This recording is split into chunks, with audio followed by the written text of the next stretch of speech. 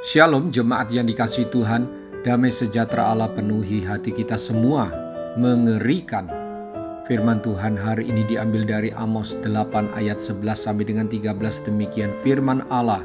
Sesungguhnya waktu akan datang, demikian firman Tuhan Allah, aku akan mengirimkan kelaparan ke negeri ini, bukan kelaparan akan makanan dan bukan kehausan akan air, melainkan akan mendengarkan firman Tuhan. Mereka akan mengembara dari laut ke laut dan menjelajah dari utara ke timur untuk mencari firman Tuhan, tetapi tidak mendapatnya. Pada hari itu akan rebah lesu anak-anak darah yang cantik dan anak-anak teruna karena haus. Perbuatan bangsa Israel zaman Nabi Amos tidak lagi mendapat ampun dan berdampak sangat buruk dalam berbagai aspek kehidupan mereka. Semua akan menderita, tak satu pun dapat menghindarinya. Tuhan akan membangkitkan kelaparan dan kehausan rohani. Begitu hebat kehausan itu, sehingga dikatakan kaum muda akan terkapar tidak berdaya. Ini adalah penghukuman yang memunculkan perasaan kosong yang melanda manusia berdosa, bukan kebangunan rohani. Israel dalam perjanjian lama berkali-kali menolak firman Allah yang disampaikan kepada mereka. Maka mereka akan mengalami apa yang disebut kelaparan jiwa dan roh, atau merasa kekosongan jiwa dan batin. Bapak, Ibu, Saudara-saudari, tidak ada hukuman yang lebih parah daripada Allah menyerahkan seseorang kepada keinginannya yang berdosa. Orang semacam itu akan terjerumus ke dalam berbagai hal yang membobrokkan hidup mereka dalam kesesatan, serta akhirnya menjadi budak kekuatan setan dan binasa.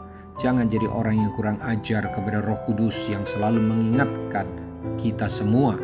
Orang-orang yang mengeraskan hati dan menganggap sepi kasih karunia Tuhan, menunda pertobatan, mengabaikan kerohaniannya, suatu saat akan mengalami perasaan kosong, galau, rindu bertobat tapi sulit karena sudah terikat erat dengan dosa dan cara pandang yang sesat terhadap dosa, serta ada perasaan sulit bangkit. Mengerikan sekali.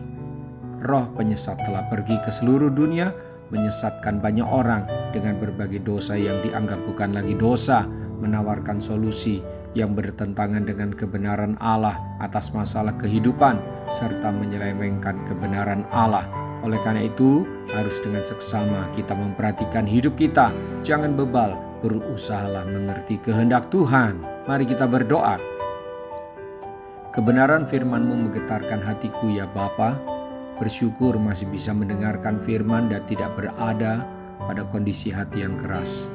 Aku bersyukur masih bisa menangisi perbuatanku yang menyimpang, masih gelisah setelah berbuat dosa, masih mendapatkan bimbingan-Mu, masih merasakan hadirat-Mu. Bapa, Engkau menginginkan keselamatanku, bukan kebinasaanku. Namun kadang bahkan sering, akulah yang memilih kebinasaan itu. Tolong saya ya Roh Kudus. Dalam nama Tuhan Yesus, haleluya, amin. Sampai jumpa besok dengan suara gembala firman Allah yang hidup. Tuhan Yesus memberkati.